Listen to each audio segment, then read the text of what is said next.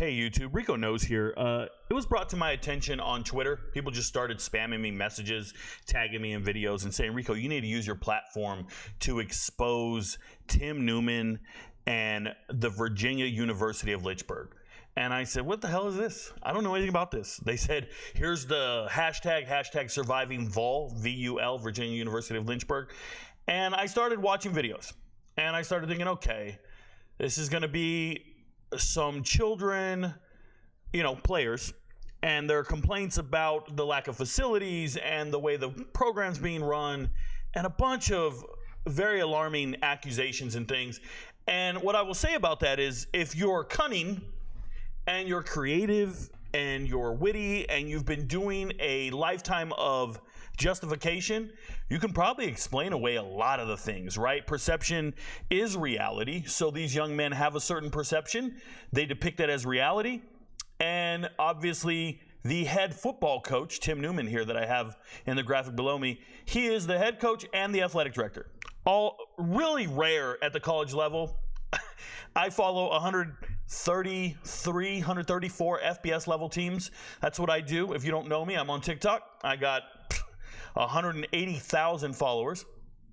And obviously I have about 20,000 on YouTube. But I don't see head coaches and athletic directors. It would have to be a really small program. I remember when I was in high school, my high school football coach was also the athletic director. Very normal at the high school level, but not at the collegiate level. And that's kind of interesting because I look at these Vol Dragons and they're playing, teams of notoriety. They're playing HBCUs. They're playing FCS level teams. South Carolina State, if you will. I saw a bunch of teams on their schedule. But as I read this bio, I got really alarmed. I want to explain this to you guys. They're telling me Tim Newman is not the best person. They're telling me he's filled with lies. He's a con man. He's all these different things. Well, let's go read the bio very carefully. First thing it says is he is a native of Charlotte, Carolina. I couldn't prove that or disprove that. I'll leave it alone.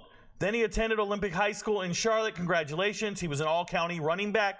Attended John C. Smith University. I went and checked John C. Smith University, Wikipedia, school page, anything. They did not list him as a notable alumni. I don't know. He claims to have played in the NFL. He was a 3-time all-conference selection, 3-time first-team offensive MVP. I saw some really obscure athletes on their list of famous notable alumni, and he is not there. So congratulations. Then it says he was signed in 1986 as a free agent to the New York Jets. And that's my first red flag. It's really easy to figure out whether or not somebody signed to the NFL in 1986. So the first thing you do is you go to the 86 Jets. You can pull up their roster. It has the entire roster here. Who was on the actual 53? Okay, let's find out who it is. Let's go look for it. I look at all the players. I sort it by name. He doesn't show up. I sort it by position. He's not there. I'm like, what's going on? So we go a little further, and before I get too carried away, I thought to myself, oh, maybe he's a scab. And if you guys don't know, that's what they called the scab season. When they had the strike, they brought in a bunch of replacement players. And the reason I thought that is back in 2011, ESPN did an article about this guy.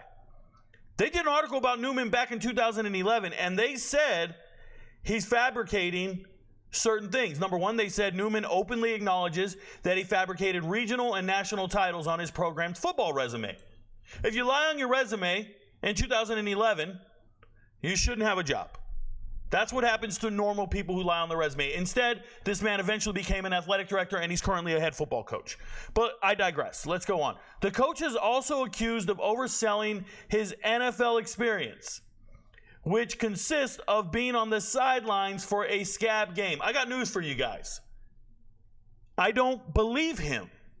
Because if you think you're a replacement player, there's an actual Wikipedia page of every single replacement player. The replacement players are here, and there's 636 of them. They didn't just list the famous ones. There's 636, and guess who's not there? There is no replacement player by the name of Newman. It's in alphabetical order. I see Rick Neuheisel here, okay? I see guys who had never got a chance to play. So Jay Norvell's here. Shout out to Colorado State. Terry Nugent's here. Like, I'm just letting you know, this does not check out. This does not check out. Saying he was a New York Jet does not check out. He was on the sideline for a scab game. What, do you have a field pass? Was he a part of the media? Was he a friend? Did he get a hookup? I once went to a concert and had a backstage pass. Am I part of the band now? Like, I don't understand this. So let's keep going.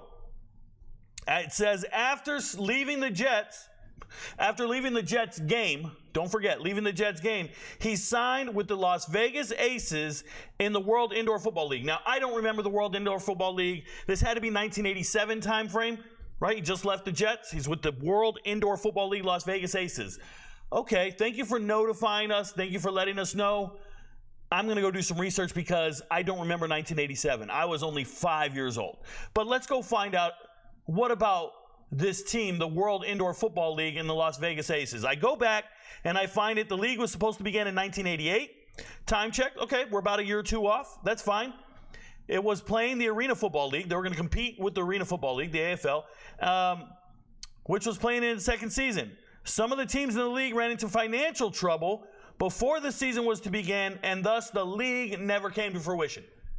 So the league never existed. We don't even know if you practiced, but you get to claim you played in this league or you went to this league after the Jets. We know you didn't play for the Jets. We know you weren't on the roster of the team or anything of that nature. I don't think you ever got a check from them, and you sure as hell didn't get a check from the Las Vegas Aces. You just claimed to be a part of a defunct league that never played a game. There were 6 teams in this league. I don't believe you. I'm going to ask Guy Benjamin, the head coach here, who maybe passed away. Yo, Guy, do you remember this dude at practice? I'm just curious. I don't believe him. So, I digress. Let's go on. Let's stay focused. This man is great. After the Las Vegas Aces in the World Football League, after his playing career, he had stints as an assistant coach at John C. Smith, his alma mater, and Fayetteville State. I couldn't prove this. I couldn't find it. I looked everywhere. Fine. Then he took on the head coaching job at the Carolina Cowboys of the North American Football League with a record of 47-2. I don't know if that means he had a 47-2 record when he got hired, but I can tell you this. This is the first bio in my life that I look at a coach and I don't see a proper timeline. Guys, I know coaching staffs. I study coaching staffs galore. And I've never seen a coaching timeline where the years aren't listed. You were the coach from this year to this year. You were an assistant coach from this year to this year. You were a positions coach? Let me know. I can go back, and I'm telling you, I can find a damn running back coach and see his whole track record of what he's done, from graduate assistant all the way down. Nothing of the sort here. Just telling me he has a 47-2 record at North American Football League. Cool. Let's think about it. Let's talk about it. 47-2 North American Football League. Well, I went to go look for the North American Football League because I never heard of it. And what happened? North American Football League was proposed in 2014. So we have a huge gap. 2014 is when it was proposed. By the way, it never played. Is there another North American Football League I don't know about? Because I don't even see these Cowboys on here. These North Carolina Cowboys don't exist. This league ended up going defunct because the chairman and his wife Tracy were charged with grand theft and defrauding potential investors. They also took $700,000 with no intent of actually launching the league. Sound a little familiar? Hey, con men, you got your name associated with some shady shit over here? And that's your claim to fame? Must have been another league nobody knows about. Thoroughly impressed. Let's go on. Then he was named the head coach of Barber Scotia College. Let's go there. Barber Scotia College does exist. It was an HBCU, an all-female HBCU initially, an all-female college initially. Lost its accreditation in 2004. Legitimately lost its accreditation, which, by the way, after all my research, Vol needs to lose its accreditation. Shout out to Sachs, who oversees this. Leave Augustus alone, and let's go figure some out. Leave Oggs alone, and let's go figure some shit out, bro. Because this is outrageous. Okay, they lost their accreditation. They're not a real college. You can't go to classes there and claim you got a degree from anywhere. The Board of Education delegated accreditation to a regional board there, which is Sachs, and they said you're good, you're not any good. And it's been like that for 20 years. So when were you the coach there? I don't have date ranges, bro. I don't have date ranges. But it sounds like you were the coach at a university that no one can prove. There's no listing of head coaches in the history. You don't give me dates. I got no football records. I don't believe you again, Tim Newman. This is the fourth inaccuracy or issue with your bio, bro. Forget about what the kids are doing. Don't try to explain yourself to me right now. Don't give me this shit about I've been notified. There's an ex-coach spreading propaganda online. I read your tweet. I want to know what's going on with this shit, bro. With the listing of positions with no dates. And you got hired. Ridiculous. You were then named the head coach at Lewisburg College. After he left Lewisburg, he became the head football coach at a prep school in North Carolina. What? Don't even name the school, bro. You don't name the school. You give me no date ranges. And I know it's not a prep school. This is why the years don't add up for me. Because I know it's this North Carolina Tech campus. This shit that ESPN wrote about back in 2011. I know it's the thing where they were doing online courses, not going to class. No one was going to class. It says if this were a traditional school, the academic folks might be on edge. But Outside the Lines investigated this fall and found that NC Tech program to be a unique arrangement of post-high school athletic scores, or as you were, athletic scene, and one playing by its own rules. Fuck, Bishop Sycamore?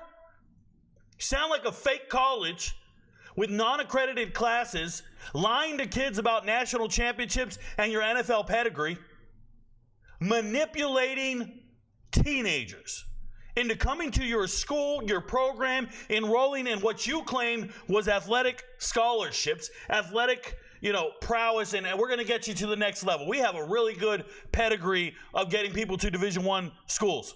Not true. Completely false. This is not a prep school. This is a made-up school. I looked into it. All I had to do was read a little further. No students attend class full-time. What? Is it a part-time job? Consists of leased space in an office park south of downtown. You're in the plaza next to the 24-hour massage. That's where they get their massages from being sore at practice. Some lady walking in saying, "I love you long time." There it is. July is already here. It says, and even before the class of 2011 bid a final goodbye, the NCAA Eligibility Center in late October flagged the program's curriculum as not meeting standards for the second time in as many years. That's 2 for 2, bro. No accreditation. Again. Sounds like it's following you everywhere. So I don't know what your priorities are. But your own bio is bullshit.